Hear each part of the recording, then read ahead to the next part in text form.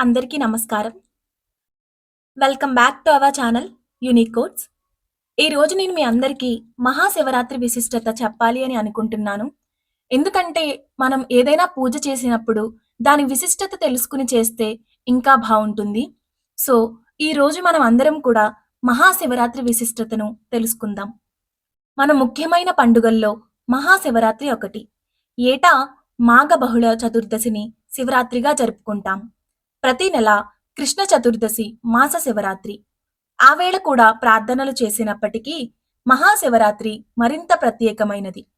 దీన్ని అత్యంత విశిష్టమైనదిగా, పరమ పవిత్రమైనదిగా భావిస్తారు. శివరాత్రి రోజున ఉపవాసం ఉండి జాగారం చేస్తే పాపాలన్నీ నశిస్తాయని, పుణ్యం వస్తుందని భక్తుల నమ్మకం. ఉదయాన్నే లేచి తలస్నానం చేసి పూలు ఫలాలతో శివునికి పూజ చేస్తారు. ఈ రోజున ప్రతి దేవాలయము కిక్కిరిసి ఉంటుంది. ఇక శివాలయాల సంగతి చెప్పనవసరమే లేదు. ఇసుక వేస్తే రాలనట్టు భక్తుల రద్దీ కనిపిస్తుంది.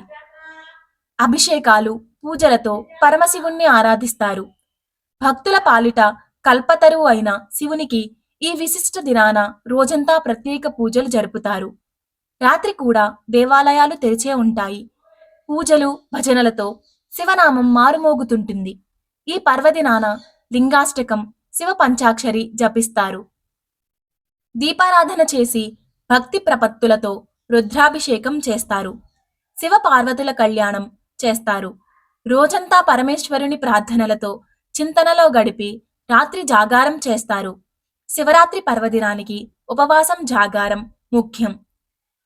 భక్తులు ఈ రోజున పరమేశ్వరుణ్ణి ఆరాధించడమే కాకుండా ఏ తప్పులు చేయకూడదని, అబద్ధాలు చెప్పకూడదని విశ్వసిస్తారు.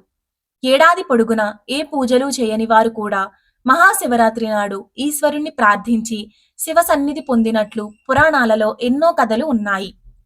ఆఖరికి పాపాత్ములు కూడా శివరాత్రి రోజున అనుకోకుండా నియమాలు పాటించినా సరే ముక్తి లభిస్తుందని అంటారు. గుణనిధి కథ ఇందుకు సాక్ష్యం. శివుణ్ణి ప్రసన్నం చేసుకోవడం చాలా తేలిక. అందుకే భక్తవ శంకర అన్నారు. బ్రాహ్మణ కుటుంబంలో పుట్టిన గుణనిధికి ఏ ఆచారాలు పట్టవు. దుర్గుణాలన్నీ అలవర్చుకుంటాడు. అన్ని విధాలుగా పతనమైన అతను మహాశివరాత్రి నాడు కావాలని కాకున్నా అన్నం దొరక్క ఉపవాసం ఉంటాడు. ప్రసాదం దొరుకుతుందనే ఆశతో దేవాలయానికి వెళ్తాడు. చీకటిలో కనిపించక అవసరం కోసం దీపం వెలిగిస్తాడు. జాగారంలో తూగుతున్న భక్తుల అలికిడికి భయపడి పారిపోబోయి అనుకోకుండా శివ సన్నిధిలో ప్రాణాలు విడుస్తాడు. ఆ విధంగా ముక్తి పొందుతాడు. అదీ సంగతి. శివరాత్రి మహత్యం అంతటిది. మీ అందరికీ మహాశివరాత్రి శుభాకాంక్షలు. ఈ పండుగ మీకు సర్వ శుభాలు చేకూర్చాలని ఆశిస్తున్నాను. ఇలాంటి ప్రతి విశిష్టతను మన తెలుగులో నేను మీకు అందించాలని కోరుకుంటున్నాను. సో, మీరందరూ కూడా ప్రతి ఒక్క వీడియోకి ఒక లైక్ చేసి సబ్స్క్రైబ్ చేసుకోండి. మీ పిల్లలకు కావలసిన మంచి మంచి కథలు కూడా నేను మీకు అందిస్తాను. ధన్యవాదాలు.